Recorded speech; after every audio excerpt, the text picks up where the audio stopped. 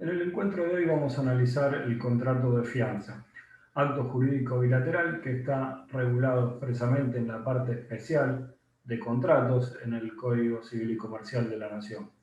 Como negocio jurídico identificamos la intención de las partes de obtener mediante esta figura contractual el aseguramiento de el negocio jurídico principal, es decir, evitar el fracaso del negocio jurídico principal que une a las partes. Las partes en este contrato van a ser el fiador y el afianzado, o acreedor, donde uno de los principales caracteres de este contrato de fianza va a ser que accede a un negocio jurídico principal. En el texto legal tenemos una definición contenida en el artículo 1574 que nos define el contrato de fianza como la situación en la cual una parte a la cual llamamos fiador se obliga en forma accesoria, y ahí está una de las notas principales, por otra parte, que llamamos deudor afianzado, a satisfacer una prestación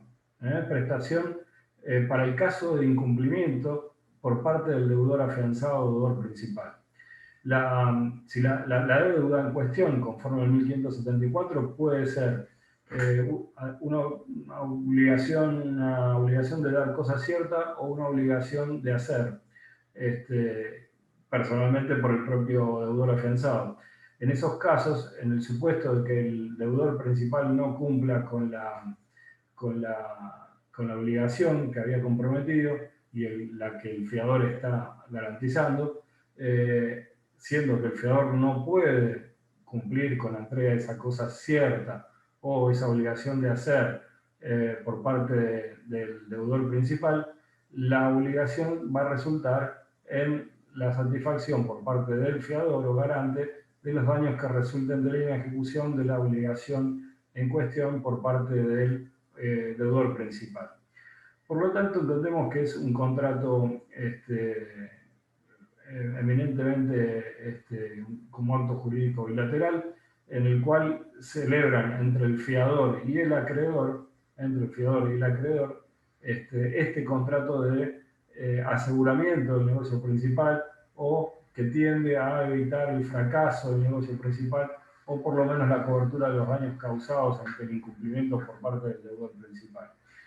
Entre los caracteres vamos a destacar que es un contrato consensual, siendo que queda perfeccionado al mero otorgamiento del consentimiento entre las partes y produce, por lo tanto, sus efectos jurídicos a partir de dicho otorgamiento del mero consentimiento por las partes. Es un contrato formal, así lo establece el artículo 1579, que establece precisamente que el contrato de fianza debe ser celebrado, debe convenirse por escrito. Sencillamente y directamente así lo establece el artículo 1579. Esta previsión, esta formalidad, es entendida como una formalidad ad probationem, siendo que este medio de prueba es exigido para acreditar la celebración del contrato en los términos del 969. Es un contrato gratuito, en forma,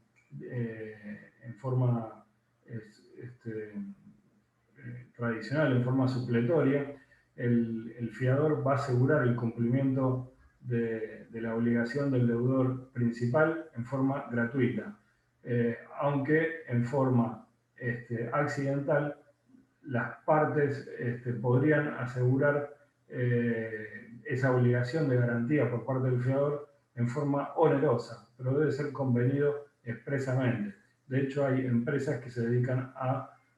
como objeto comercial a prestar fianza. Pero entonces, por la regla general, es un contrato gratuito y en caso de querer las partes transformarlo en un contrato oneroso, deben expresamente así estipularlo en su acto jurídico bilateral. Es un contrato unilateral, por lo cual solo surgirían obligaciones para con el fiador, sin perjuicio de lo que estábamos mencionando recién, de la posibilidad de transformarlo en un contrato oneroso. Mencionamos ya, conforme la propia definición del 1574, y también se desprende claramente del texto del 1575, que resulta ser un contrato accesorio, accesorio en relación a una deuda principal o un negocio jurídico principal. Y subsidiario, subsidiario en la medida que la obligación del fiador solo va a nacer una vez que se produzca precisamente el incumplimiento que está garantizando el propio fiador. No hay reglas especiales de capacidad previstas en el Código para la celebración de este contrato. Respecto de la causa y el objeto, establecemos que es un negocio tradicionalmente importante en el giro comercial, por el cual precisamente lo que se busca es asegurar brindarle seguridad jurídica y seguridad comercial al acreedor principal, brindándole una garantía aún mayor de que el negocio se va a realizar y así mejorar el giro ordinario de los negocios. En el caso, con respecto al objeto, podemos mencionar que en el caso de lo que se esté afianzando sea una obligación futura, el contrato de fianza debería tener un objeto determinado o terminable. Al mismo tiempo, el alcance de la fianza, el artículo 1580 estima, establece que el alcance de la fianza, salvo pacto en contrario, va a ser en relación a las cosas accesorias de la obligación principal y los gastos que razonablemente haya demandado el cobro, incluidas las costas y costos judiciales. Así que esos ítems accesorios o rubros accesorios también están comprendidos en la fianza que se presta. Y en relación a la causa, entendemos que hay al ser, en el caso de ser una fianza gratuita, va a haber algún tipo de ánimo de liberalidad, de prestar una ayuda, una colaboración por parte del fiador en relación al acreedor principal, por la cual, mediante esa liberalidad, pretende permite mejorar las condiciones para la realización del negocio principal. Bien, como dijimos, en cuestión de forma, el código establece que debe celebrarse por escrito como una forma aprobativa. En relación a la cuestión de prueba, por lo tanto, al establecerse una forma determinada, vamos a tener que, sin perjuicio de que pueda ser acreditado por cualquier medio, siendo que se exige la forma aprobativa, la existencia del instrumento va a tener que ser probada también mediante la exhibición de ese documento. Respecto a las clases de fianza, la doctrina coincide en señalar la fianza convencional, es la que surge habitualmente del acuerdo de voluntades celebrado entre las partes, la fianza legal, prescrita por la ley, estimada por la ley, donde se le exige algún mecanismo de fianza a una de las partes en algún contrato, y la fianza judicial. La fianza judicial estimada generalmente en el marco de los códigos procesales locales, por las cuales un juez, ante una situación determinada, va a exigir a una parte procesal que presente sea garantías reales o, en su defecto, acerque algún tipo de fianza judicial respecto a la posibilidad futura y indeterminada, incierta, de que su accionar en el proceso pueda ocasionar en el futuro algún daño a la contraparte. Y precisamente ese va a ser el objeto de la cobertura de la fianza judicial. Entonces marcamos esas tres clases de fianza, fianza convencional, fianza legal y fianza judicial.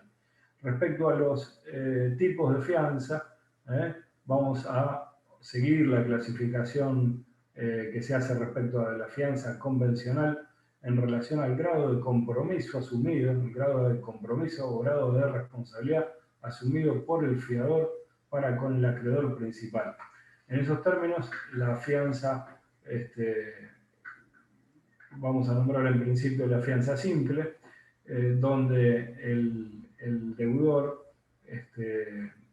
y el fiador concurren a ese negocio jurídico, y el fiador simple va a contar con dos beneficios. Va a contar con dos beneficios: beneficio de exclusión y el beneficio de división. En relación a esta fianza simple, entendemos que la que exigiría menor grado de compromiso por parte del fiador y de su patrimonio. Estos dos beneficios implican en ese sentido que el fiador, conforme lo establece el 1583, va a contar en primer lugar con el beneficio de exclusión, beneficio que le permite o le autoriza al fiador a exigir que en primer término el acreedor principal reclame la deuda, la obligación debida, respecto del deudor principal y de la totalidad de su patrimonio. Y solo una vez ejecutado, excutido, dice el Código en 1583, todo el patrimonio del deudor principal, recién ahí va a poder intentar la vía de ir contra el patrimonio del fiador. Por su parte, tenemos también en esta fianza simple en favor del fiador el beneficio de división. En este supuesto, donde existirían varios cofiadores, el artículo 1589 establece que cada uno de esos cofiadores va a responder por una parte de la deuda total a la cual se han obligado. Y el acreedor, en ese caso, no va a poder reclamarle a cada uno de los cofiadores un porcentaje mayor al que resulte de la división de la deuda por cada uno de ellos. Esto si nada se ha estimado respecto a los porcentajes de fianza prestada por cada uno de los fiadores. Si no, va a ser un porcentaje por partes iguales entre todos los cofiadores. Esta es la fianza, decíamos, la fianza simple, la fianza que exige un menor grado de compromiso patrimonial por parte del fiador. Por su parte tenemos, siguiendo el orden de responsabilidad, la fianza solidaria, en la cual acá está también regulada, está regulada en el artículo 1590, y estimamos que va a ser fianza solidaria cuando se convenga expresamente de esta forma, estableciendo que es una fianza solidaria, o cuando el fiador haya renunciado al beneficio de exclusión. De hecho, al estar renunciando al beneficio de exclusión, precisamente exige un mayor compromiso patrimonial por parte del fiador, siendo que el acreedor va a poder atacar directamente el patrimonio del fiador, más allá de que el deudor principal tenga o no bienes en su patrimonio. Va a ser entonces así una situación de solidaridad en la responsabilidad de la deuda principal entre el fiador y el deudor principal. Y también se produce en esta situación de fianza solidaria la renuncia al beneficio, decíamos, de exclusión. Por su parte, vamos a tener también, ya en un grado máximo de compromiso patrimonial del fiador, la fianza con cláusula de principal pagador, en la cual, quizás la más común en todas las operaciones habituales, donde exista un fiador, por ejemplo, un contrato de locación de inmueble, un supuesto donde el fiador se establece a sí mismo como principal pagador, se obliga frente al acreedor como principal pagador. Ya directamente es considerado un deudor solidario, y ya frente al deudor ya no hay un deudor y un fiador, sino dos deudores. Y precisamente la obligación del fiador acá se va a regir por las reglas de las obligaciones solidarias que han sido estudiadas en la materia de obligaciones. Esas son las tres clases de fianza que marcamos: convencional, legal y judicial. Y dentro de la convencional señalamos entonces la clasificación que relaciona el grado de responsabilidad del fiador como fianza simple, fianza solidaria y fianza como con cláusula de principal pagador. Respecto a los derechos del acreedor, se establece en el 1594 que se va a poder solicitar, que el fiador va a poder solicitar embargo sobre los bienes del deudor en distintos supuestos. Ahí se establece cuando le es demandado judicialmente el pago, cuando la obligación está vencida y el deudor no la cumple, cuando el deudor se ha obligado a liberarlo en un tiempo determinado y no lo hace, cuando han transcurrido 5 años del otorgamiento de la fianza, cuando el deudor asume riesgos distintos al propio de los negocios jurídicos y cuando el deudor pretende ausentarse del país sin dejar bienes suficientes, un poco lo que también resulta un supuesto de hecho revelador de la cesación de pagos en la ley de concursos y quiebras. Esos son los supuestos que autorizan en el 1594 al fiador a requerir embargo sobre los bienes del deudor principal. Respecto de los derechos posteriores del deudor, después de haber efectuado el pago debido por el deudor principal, se entiende que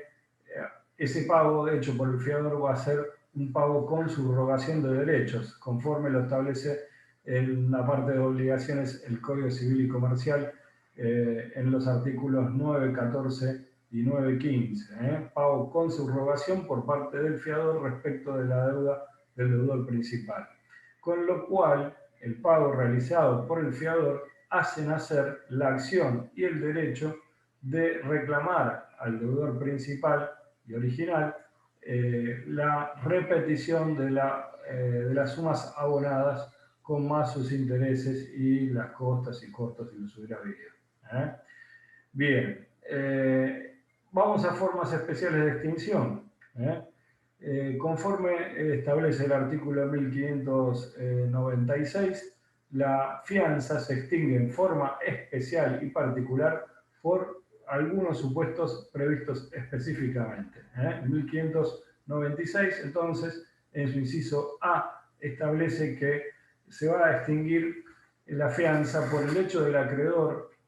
si es que no puede hacerse efectiva la subrogación del fiador en las garantías reales o privilegios que accedían al crédito al tiempo de la constitución de la fianza.